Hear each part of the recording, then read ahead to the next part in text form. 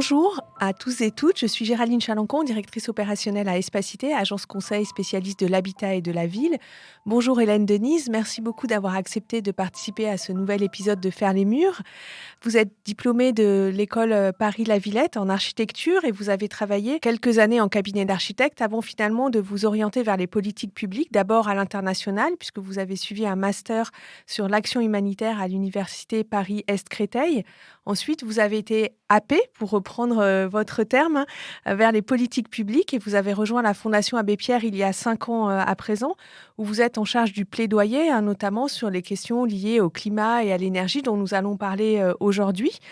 Notamment parce que la Fondation Abbé Pierre a publié avec la Fondation pour la Nature et l'Homme une étude intitulée « Réussir le ZAN en réduisant le mal-logement, c'est possible ». Donc ce sera l'objet de notre entretien. Mais peut-être avant de commencer, je voudrais vous poser une question plus personnelle. En quoi cette double formation, à la fois d'architecture et liée aux politiques publiques, vous est utile dans votre poste aujourd'hui ? Bonjour, et d'abord merci beaucoup pour l'invitation.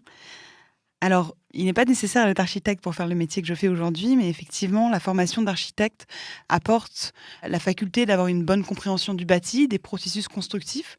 On travaille beaucoup sur la question de la rénovation du bâtiment dégradé, des logements indignes, et puis de la rénovation énergétique. Donc, c'est vraiment une dimension qui est utile quand on travaille en détail sur les politiques de rénovation.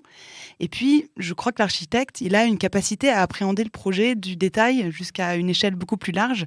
Et c'est aussi quelque chose qui m'est très utile dans mes fonctions de plaidoyer où on doit avoir de multitudes d'interlocuteurs à différents niveaux pour sensibiliser et informer sur la question du mal-logement. Oui, parce que la Fondation Abbé Pierre est très identifiée effectivement sur cette question du mal-logement, de la lutte contre le mal-logement. Et finalement, cette étude que j'évoquais à l'instant, réussir le ZAN en réduisant le mal-logement, c'est possible.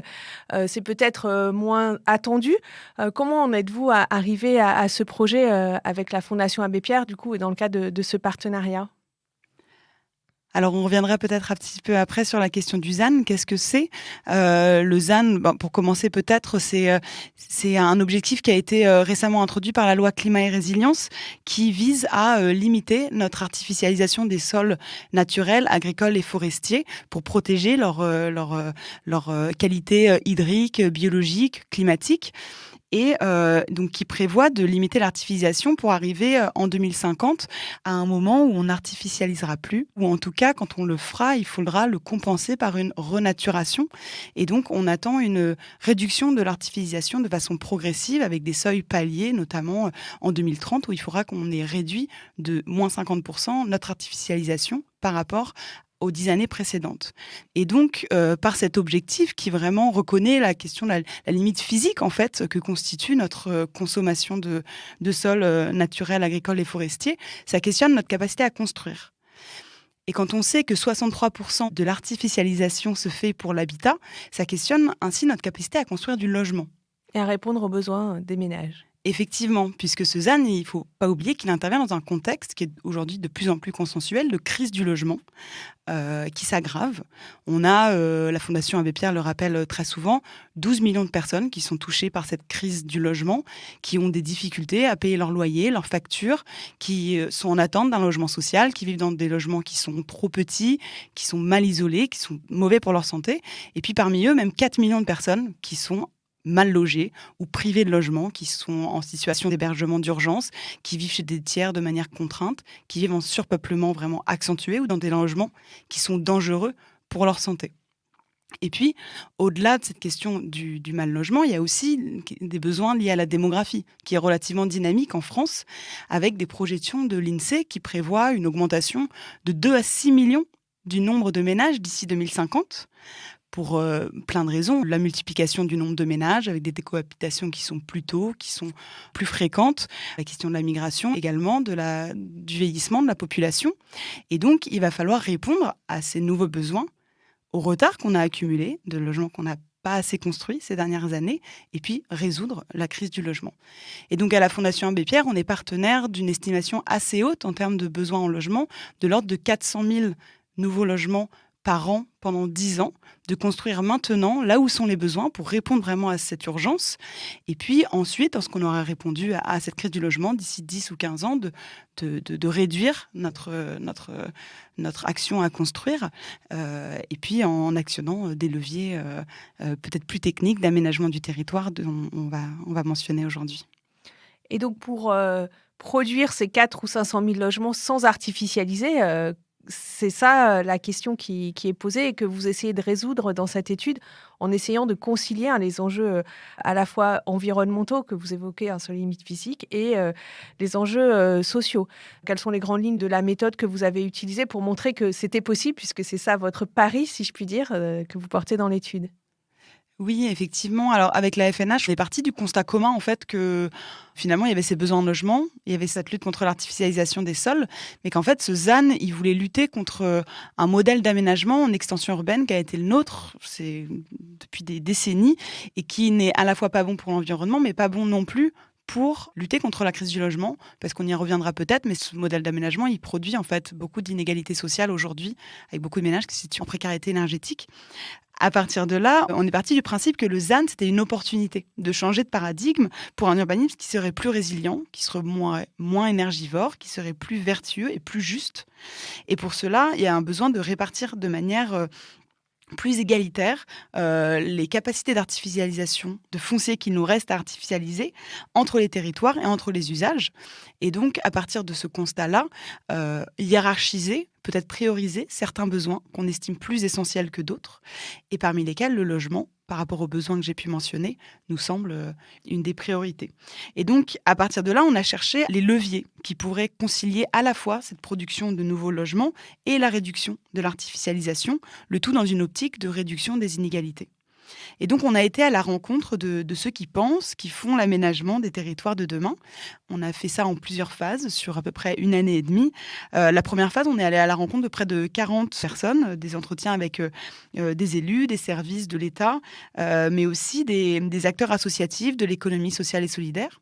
Et ensuite, en phase 2, on s'est intéressé à 16 collectivités réparties sur le territoire qui sont engagées dans des démarches pilotes de sobriété foncière pour obtenir leur retour d'expérience, pour leur demander des initiatives intéressantes, voir quelles difficultés ils ont pu rencontrer sur le terrain, et puis également les problématiques sociales qui ont pu se poser dans leur démarche. Vous évoquez, hein, le fait que notre modèle de développement, aujourd'hui, renforce, finalement, les inégalités sociales et n'est pas vertueux, pour les ménages. Alors nous, on travaille beaucoup avec, les collectivités pour les accompagner dans leur documentation de planification, dans l'élaboration de leur PLH. Et dans le cadre de ces travaux, émerge en général plutôt l'idée que si les ménages vont habiter plus loin, c'est parce que, cela leur coûte moins cher. Donc, est-ce que vous pouvez nous préciser pourquoi est-ce que vous dites que ce modèle de développement est finalement un facteur de renforcement des, difficultés sociales, des ménages? Effectivement, souvent, quand on parle du ZAN dans le débat public, on le présente comme un empêchement, comme une contrainte. Et ça part de l'idée sous-jacente que notre aménagement actuel, notre modèle d'aménagement actuel serait vertueux et socialement juste. Or, c'est pas le cas. Aujourd'hui, effectivement, on a construit pendant des années en étalement, en extension urbaine, pour répondre à un certain moment à des besoins qui étaient là, d'une classe moyenne émergente notamment, mais aussi plein d'autres choses, hein, plein d'évolutions socio-économiques dans notre société, révolution industrielle, sur le développement du tertiaire, métropolisation, avec une construction en pavillonnaire notamment qui s'est faite, mais qui aujourd'hui pose beaucoup de problèmes. Premièrement, c'est souvent des zones pavillonnaires qui sont sans service, sans transport, et donc avec une dépendance à la voiture qui peut être très très forte, cette voiture individuelle qui a également permis ce modèle d'aménagement en extension. Et aujourd'hui, beaucoup de ménages se retrouvent complètement dépendants des prix du pétrole, notamment. On l'a vu pendant les Gilets jaunes avec l'augmentation de la taxe carbone. Il n'y a pas d'alternative de transport pour eux, en tout cas pas pour le moment. Et c'est surtout le cas pour les ménages les plus modestes, dans les zones habitées par la classe ouvrière, par exemple, beaucoup plus que pour des cadres. Euh, Il y a également le fait que ces maisons ont été construites, ces pavillons, effectivement, qui répondaient à un besoin, à un idéal, à un certain moment, ont été construits de façon assez rapide, avec des matériaux souvent de basse qualité, qui aujourd'hui posent des problèmes de précarité énergétique. Donc il faut rénover, isoler, ça coûte très cher.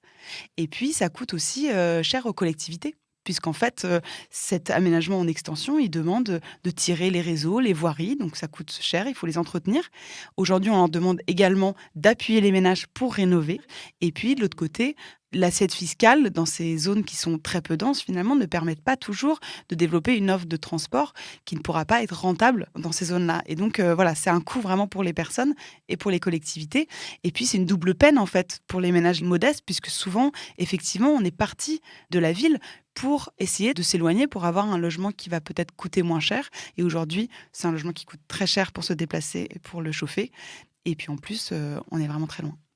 Et du coup, on aggrave les difficultés sociales des ménages. Exactement. Et donc, au travers de cette étude, vous vous attachez vraiment à proposer des solutions. Alors, on pourra prendre quelques exemples, mais est-ce que vous pouvez nous dire un peu les grandes lignes, en tout cas l'esprit de ce que vous proposez au global dans cette étude? Et puis, on évoquera quelques solutions peut-être concrètes par rapport à des problématiques spécifiques. Effectivement, suite à nos entretiens, on a formulé une quarantaine de propositions, de leviers, et on a identifié 3 axes d'action. Premièrement, produire du logement sans artificialiser. Ça veut dire optimiser les usages du bâti qui existent déjà. Par exemple, lutter contre la vacance, réduire la part de résidences secondaires, réduire la sous-occupation aussi. Le deuxième axe, c'est construire du logement autrement. Et donc en densification douce, par exemple, densification horizontale, par le MBIMBI, on connaît bien ce terme, en surélévation, en recyclage du foncier, en privilégiant le logement collectif. Et puis le troisième axe, c'est de renforcer les outils de maîtrise des prix du logement et du foncier. Par exemple, l'encadrement des loyers dans les zones tendues, l'incitation à louer à un prix modéré, avec des avantages fiscaux du type loc-avantage, intermédiation locative comme Solibail, les bails réels solidaires pour l'achat via les offices fonciers solidaires que vous connaissez bien, et puis privilégier également, et ça c'est très important, la construction de logement social. Alors, vous avez évoqué plein de termes qui font débat, puisque cette question d'estimer les besoins en logement pour les ménages et d'y répondre dans une logique vertueuse pour l'environnement, c'est un sujet voilà, sur lequel il y a eu des travaux menés, je pense par l'ADEME dans le cadre de Transition 2050, mais aussi voilà, par différents groupes de réflexion. Et en même temps, à chaque fois, ça pose des questions et ça suscite du débat. Alors, je prendrai par exemple la question de la vacance. Alors aujourd'hui, hein, c'est un sujet sur lequel on peut dire que les politiques publiques progressent. Au niveau national, on a l'outil zéro logement vacant, les collectivités locales s'emparent du sujet.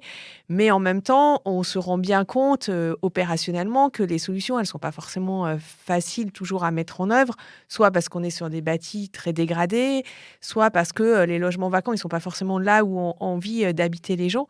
Donc, est-ce que vous pensez qu'il y a vraiment un levier au travers de la vacance et que cette idée voilà, peut permettre de contribuer à résoudre cette équation compliquée? Effectivement, la vacance, c'est vraiment le sujet qu'on évoque quand on parle de produire du logement sans artificialiser. Parce qu'effectivement, en France, il y a 3 millions de logements vacants, c'est à peu près à 8% du parc. Après, il faut vraiment distinguer, vous l'avez dit, où est cette vacance? Est-ce qu'elle est frictionnelle? Est-ce qu'elle est structurelle? En fait, il y a à peu près seulement 1,2 million de logements qui sont vacants depuis plus d'un an. Et effectivement, ils se trouvent souvent dans des zones en déprise, souvent détendues. Ce n'est pas forcément là où la demande est la plus forte. Et en plus, souvent, c'est des bâtis qui est assez dégradés et qui demandent de lourds travaux de rénovation. Il faut aussi distinguer le type de propriétaires qui les détiennent. D'un côté, on a des propriétaires qui détiennent plusieurs biens et qui détiennent ce logement vacant et ne l'utilisent pas dans une logique souvent de spéculation en attendant un retournement possible du marché. Et de l'autre côté, on va avoir des propriétaires qui vont avoir par exemple hérité d'un bien et qui n'ont pas forcément les moyens de le rénover ni de le remettre sur le marché locatif, qui a en tout cas besoin d'accompagnement. Et donc, c'est pas si simple. D'un côté, on peut pas agir de la même façon sur cette vacance en fonction de là où est situé et de qui le détient. Donc nous, il nous semble qu'il y a des outils qui existent et qu'on pourrait mieux utiliser. Aujourd'hui, il y a la taxe sur les logements vacants qui est au bénéfice de l'État et qui existe dans les zones tendues. Et puis, il y a la taxe d'habitation sur les logements vacants et qui peut être mobilisée par les communes si elles le souhaitent et qui est à leur bénéfice.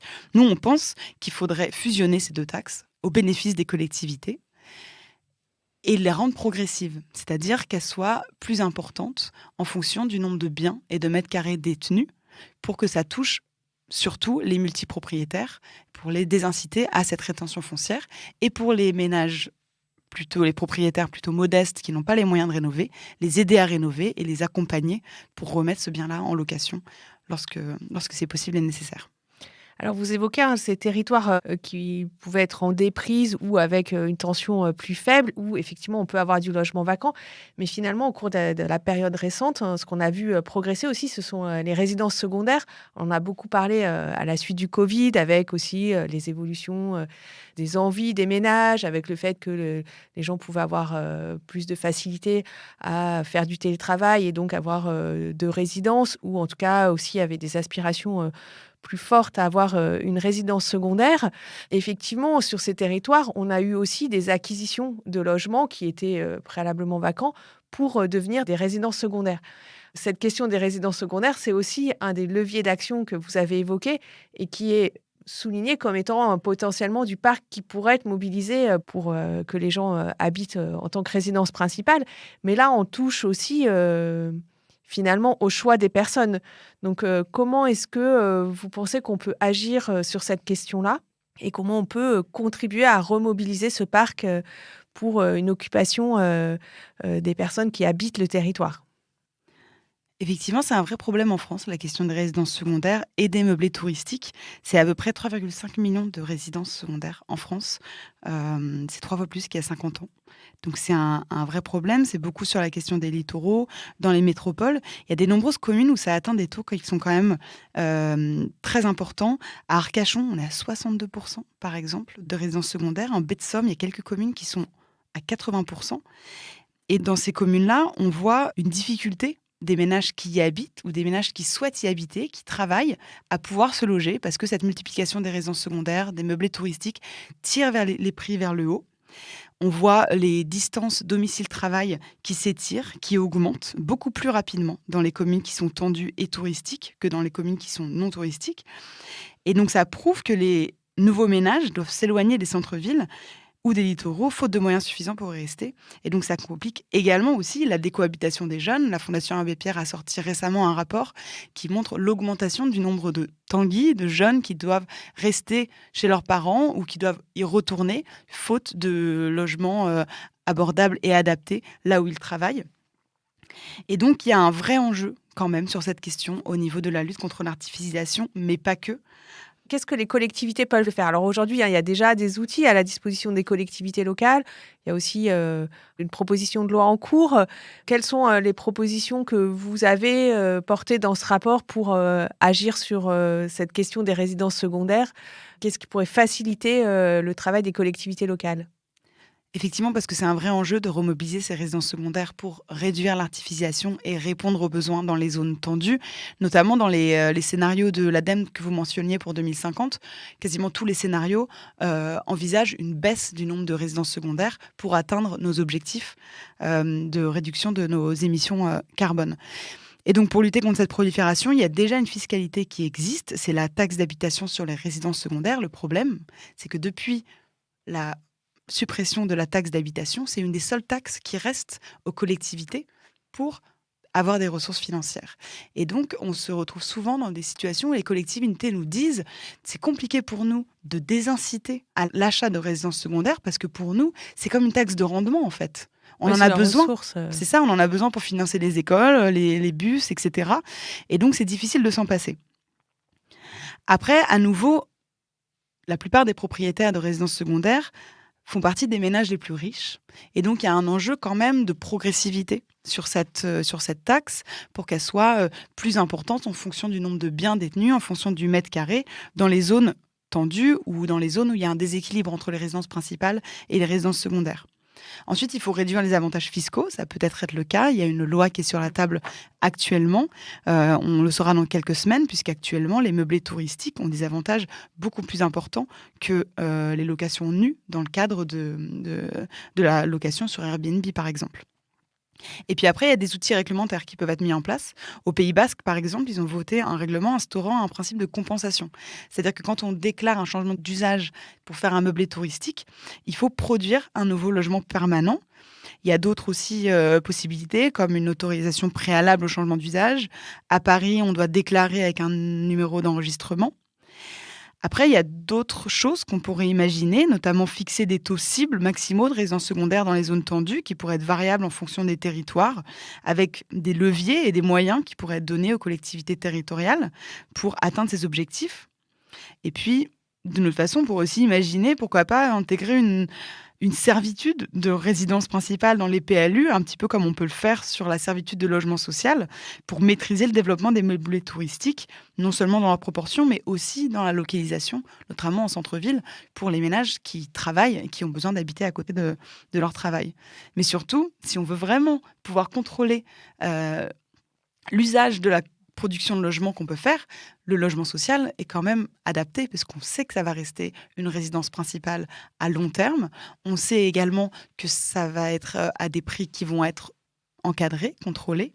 Et donc, c'est vraiment une solution de flécher la production de nouveaux logements en résidence principale dans ces zones-là. Et ce que vous montrez d'ailleurs, puisque vous évoquez la question du logement social, c'est que le logement social est finalement aujourd'hui plus vertueux en termes de consommation d'espace, justement. Il est plus dense que le logement privé. Et donc, il contribue déjà plus à cet objectif de réduction de l'artificialisation des sols. Effectivement, le logement social, en fait, c'est un modèle qui est très bien adapté à la sobriété foncière et aux enjeux du ZAN, parce que contrairement à ce qu'on peut entendre dans le débat public, déjà, le logement social, il artificialise peu. Finalement, le logement social se fait surtout en logement collectif. Aujourd'hui, l'artificialisation, c'est surtout dû à l'habitat individuel. Seulement 3% de l'artificialisation est due au logement collectif.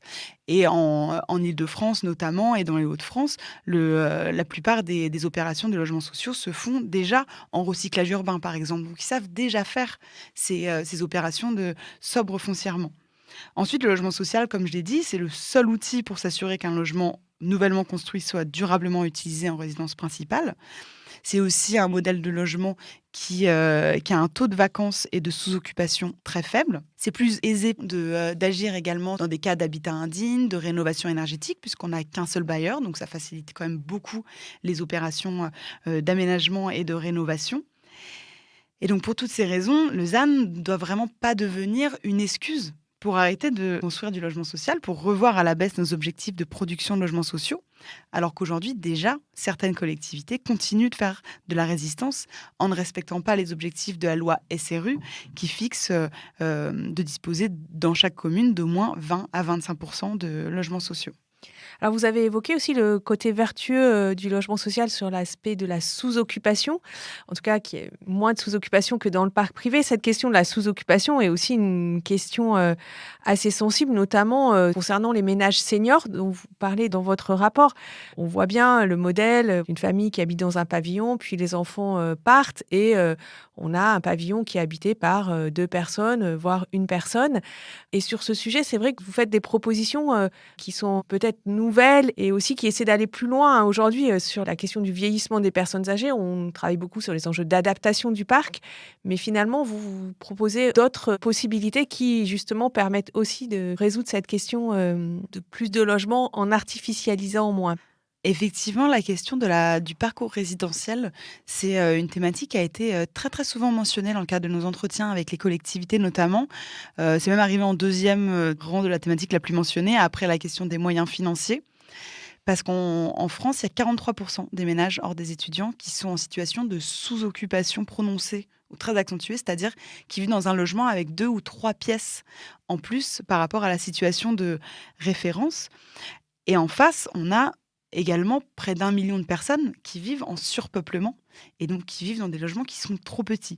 Donc on voit bien qu'il y a ici quelque chose à faire quand même pour mieux répartir la population dans des logements qui leur seraient adaptés et qui répondent à leurs besoins. C'est une situation qui est particulièrement présente chez les seniors, puisque 85% des plus de 65 ans vivent dans des logements qui sont sous-occupés, qui sont trop grands pour eux. Et en plus, ce sont des logements effectivement parce qu'ils sont trop grands pour eux, sont parfois difficiles à entretenir, coûteux. Il faut l'adapter, le rénover parfois. Il y a des factures qui peuvent être importantes. On est parfois dépendant de la voiture individuelle, puisque une grande partie de ces logements sous-occupés sont des maisons individuelles, notamment en extension urbaine, en zone pavillonnaire. Donc, il y a une dépendance à cette voiture. Et puis, des services qui sont relativement éloignés. Ça pose la question de l'isolement. Et puis, de vieillir aussi dans un logement qui est trop grand, qui n'est pas adapté à la perte d'autonomie, à la perte de mobilité. Et donc, on voit bien que si cette situation elle est aussi si prégnante chez les seniors, c'est parce qu'ils n'ont pas forcément d'alternative. C'est un sujet qui est très, très délicat quand même, parce que effectivement, vous l'avez dit, derrière les nombres de mètres carrés, derrière le nombre de logements qui est sous-occupé, ce sont des personnes qui ont vécu toute leur vie ici, qui ont acheté ou construit ce logement, qui ont vu grandir leurs enfants, qui ont tous leurs amis, leurs relations sociales, leurs voisins, qui connaissent les commerçants, etc. Et donc, en plus, à un âge avancé, de déménager pour aller dans un autre logement, ça peut être très, très difficile, surtout s'il n'y a pas une offre en face qui peut être une offre désirable, plus adaptée à leurs besoins. Et donc, nous, on pense qu'il y a vraiment un enjeu à améliorer le parcours résidentiel des seniors, à la fois pour travailler sur notre politique de logement à destination des personnes âgées, sur notre rapport au vieillissement, mais aussi pour éviter de continuer à construire de grands logements alors que certains logements sont là et ne demandent qu'à être mobilisés. Donc il y a des solutions qui existent et qui demandent qu'à être essaimées. Ça peut être des logements comme l'habitat partagé, participatif, intergénérationnel, le béguinage, par exemple, qui sont un certain nombre de logements qui s'articulent autour d'un espace extérieur collectif, relativement fermé. Et donc, il y a des expérimentations qui existent, qui se développent aujourd'hui sur le territoire, mais elles sont assez minoritaires. Je pense par exemple à une association qui a été créée par la métropole de Strasbourg et qui vient promouvoir la question de l'habitat participatif, notamment auprès des seniors, et qui prévoit notamment la construction d'un nouveau quartier bientôt avec 10% d'habitat participatif. Ça sera le plus grand quartier participatif de France. Et donc, il nous semble que c'est important de créer des programmes d'expérimentation sur ces liens entre résidentiel, sobriété foncière, pour créer des projets pilotes et outiller aussi les collectivités d'ingénierie pour aller plus loin et imaginer des alternatives désirables pour nos personnes âgées. Oui, parce que vous avez fait cette étude en lien avec des collectivités que vous avez interrogées. Et c'est finalement elles qui sont en première ligne, comme je disais tout à l'heure, pour résoudre cette équation.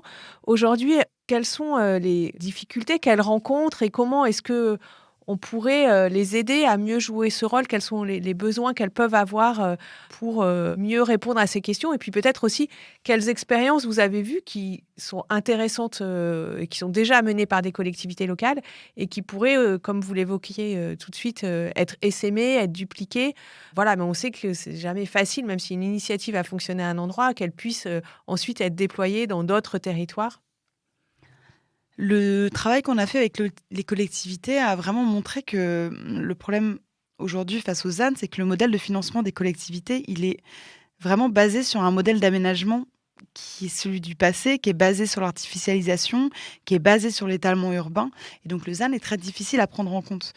Donc les collectivités, elles ont besoin de nouveaux moyens humains, de nouveaux moyens financiers pour mettre en œuvre tous ces changements de paradigme qu'on a pu citer et discuter aujourd'hui.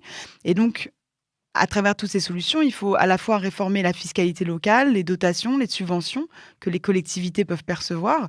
Aujourd'hui, il y a des subventions comme le fonds vert qui existent, mais elles ne sont pas forcément disponibles à hauteur des besoins. Et puis, en plus, il y a des récentes réformes de la fiscalité locale qui ont réduit les marges de manœuvre financières des collectivités, comme la suppression de la taxe d'habitation. Ça n'empêche pas qu'il y ait quand même beaucoup de territoires qui sont inscrits dans des démarches pilotes d'expérimentation sur la sobriété foncière. Je pense notamment aux questions de densification douce, que beaucoup de collectivités expérimentent. À Lyon, par exemple, avec la surélévation. Ils travaillent avec la start-up Up Factor qui vise à essayer d'estimer le foncier aérien, comme ils appellent, la capacité à surélever les villes pour créer des logements et avec cette création de valeur, pourquoi pas rénover, adapter la copropriété. Ça peut être aussi en densification douce horizontale avec le Bimbi qu'on connaît bien. À Périgueux, par exemple, ou encore à Poitiers, ils ont des dispositifs intéressants où ils travaillent avec un opérateur qui vient en médiation entre les services d'urbanisme et les habitants pour créer des projets à l'échelle de l'îlot, à l'échelle du quartier, pour créer des petits logements entre deux maisons, en cœur d'îlot, de division parcellaire.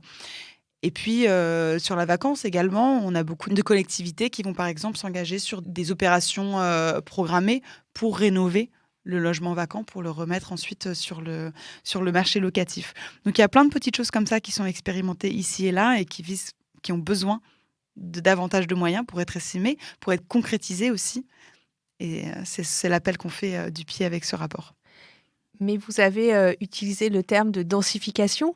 Il faut effectivement des moyens, mais est-ce qu'il n'y a pas aussi un travail à faire auprès des habitants et des personnes qui sont déjà là? Parce qu'aujourd'hui, un des freins quand même pour les collectivités et pour les élus, c'est la question de rendre acceptable le fait de densifier, le fait d'avoir des nouveaux voisins, de construire, même si c'est un petit immeuble dans un tissu qui est plus pavillonnaire, c'est des questions qui sont assez sensibles. Donc comment est-ce que vous pensez qu'on peut convaincre, les citoyens, de ce besoin, de densification? Alors, douce certes, mais, néanmoins de densification? Alors effectivement, ce que les collectivités ont pu nous dire, c'est que le rôle vraiment très important de la médiation entre les habitants, pour renforcer les liens en fait entre les habitants, les services municipaux, les professionnels de la construction, et pour démontrer que en faisant l'identification, on pouvait à la fois mobiliser des maisons individuelles avec jardin, dégager des co-bénéfices aussi pour les habitants du quartier, en développant une vie de quartier plus riche. On parle de quartiers qui sont parfois peu denses, avec un manque de services, pas assez de densité pour développer des services comme la mobilité, les transports, on le disait tout à l'heure. Une densification, c'est aussi favoriser le renforcement des liens sociaux. Et puis, c'est une nouvelle source de revenus aussi pour certains habitants, pour le propriétaire qui cède ou qui va louer une partie de son terrain, qui peut ensuite financer une rénovation énergétique de son logement, qui peut financer l'adaptation de son logement à sa perte de mobilité, par exemple. Et puis, développer une offre de logement plus abordable aussi dans le quartier, qui est vertueux en fait à la fois pour les habitants et puis pour la collectivité, pour faire venir davantage de monde et relancer une attractivité qui est nécessaire. Après, il faut effectivement être vigilant à ce que les divisions parcellaires ne soient pas uniquement faites par les propriétaires modestes. Et donc, il faut répartir l'effort de densification vraiment afin de fournir des espaces verts aussi qui soient suffisants dans chaque quartier, pour pas vraiment remplir tous les cordilots et tous les jardins de bâtisses, alors que les quartiers plus riches peuvent, elles, se permettre de garder cette faible densité. C'est à Périgueux, notamment, où ils ont vraiment fait attention à ça. Et puis, dans le Grand Poitiers, ils proposent aux propriétaires de maisons individuelles de financer leur rénovation énergétique en échange d'une division parcellaire, avec une attention particulière à l'égalité sociale. Donc, ils ont voilà, des quotas en termes de type de propriétaire à cibler. Vous mettez en lumière plein d'exemples d'initiatives qui fonctionnent déjà dans les territoires. Et pour vous, quelle est la prochaine étape maintenant? Déjà, quelle est la réception de ce rapport par les acteurs que vous rencontrez? Et qu'allez-vous faire maintenant? Alors, tout seul, avec la Fondation pour la Nature et l'Homme ou avec d'autres acteurs? Est-ce que vous avez des projets pour porter cette parole? Alors, il y a un enjeu effectivement à porter cette parole, à sensibiliser un maximum d'acteurs à la fois du secteur de la lutte contre le mal-logement et du secteur de la lutte contre le réchauffement climatique. Et puis, il faut porter toutes ces propositions aussi de façon législative pour essayer de les faire rentrer dans la loi. Donc, il y a tout ce travail qui va arriver avec beaucoup de propositions liées à la fiscalité qu'on va peut-être pouvoir travailler dans le cadre de loi de finances qui va arriver. Et puis, aussi un enjeu à affiner cette étude au niveau des territoires pour peut-être essayer de chiffrer, pour se rendre compte dans chaque territoire quels sont les leviers. Voilà, là c'est assez théorique finalement. Il y a un vrai enjeu à chiffrer pour être plus concret et accompagner au mieux possible les collectivités. Merci beaucoup pour nous avoir décrypté vos travaux et nous avoir montré comment c'est possible de concilier cette double finalité à la fois sociale et environnementale. Alors avant de conclure, je vais vous poser la traditionnelle question des podcasts d'Espacité. Si vous deviez faire le mur pour une cause, quelle serait cette cause? C'est difficile parce qu'il y en a beaucoup. Je dirais que Ce qui prend beaucoup de notre attention en ce moment à la Fondation Abbé Pierre, en tout cas sur les sujets qui me concernent, c'est la question de l'adaptation des logements aux vagues de chaleur, au réchauffement climatique. C'est vraiment une dimension qui est complètement oubliée dans nos politiques de rénovation. On parle beaucoup de confort d'été, et nous, ce qu'on voit sur le terrain, c'est que c'est plutôt de l'ordre de l'habitabilité. C'est des logements qui sont des passoires l'hiver, mais qui se transforment vraiment en bouilloire pendant l'été, avec des conséquences sanitaires, sociales, qui touchent davantage en plus les personnes les plus pauvres, qui vivent dans des quartiers très peu végétalisés, avec des îlots de chaleur urbains qui peuvent être vraiment très très difficiles à vivre. Et si on fait rien, c'est la prolifération de la climatisation, avec toutes les conséquences climatiques et puis les conséquences économiques sur les personnes au niveau des surcoûts, qui peut être très importante. Merci beaucoup Hélène Denise, donc, qui est chargée du plaidoyer à la Fondation Abbé Pierre. Merci à nos auditeurs et à nos auditrices, et puis à très bientôt à l'occasion d'un nouveau podcast Faire les murs.